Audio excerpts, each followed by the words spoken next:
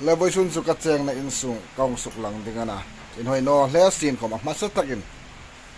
Manipur, Mizoram, Tripura, Nagaland nile chun Meghalaya nile Amir hetapot NCLs half long in hong anison in the lai khom in kalo welcome sewa in hoi no le sin la khom bu ve khat fak su tu ang khom nin la ka fak pui thei sewa em vok sa arsa khom sin la in du ang in mong kola in mong contact ani phot chun lai khom in kalo welcome ding cheu ti so masan ka hon thit cheu sian la kanin in hoi no le sin la khom ti so masan mitin kalong fil cheu ni ro sa hi kanin hiang enin la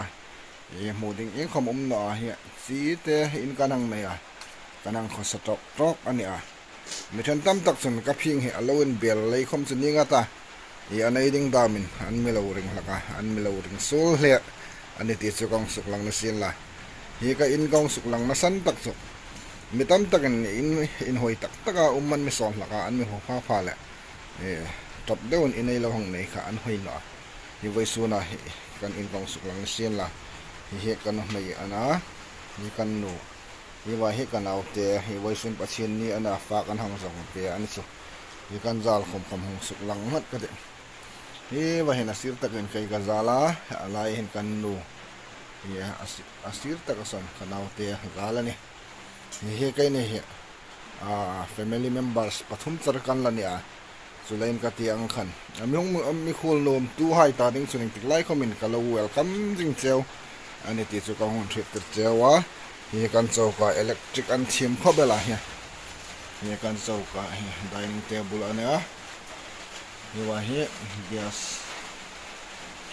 amuding om na hi po hinal kan in sa mero kal sa kati ta ang khan ahong hlung no min uma chuning tik lai khomin ka welcome chewa hi buhai khom tik lai khomin tu ang mi rim khom ni la kalo welcome chewin bo fading khoma kalo welcome jing chewani ti chu kala hong shit chew ni se la hi kan nei sun bot dress ani mi than tam tak kan nei dingan mi lo ring kan an mi lo jing sol no da ding an tin boy sun chu kan in hai kong su ani kalo be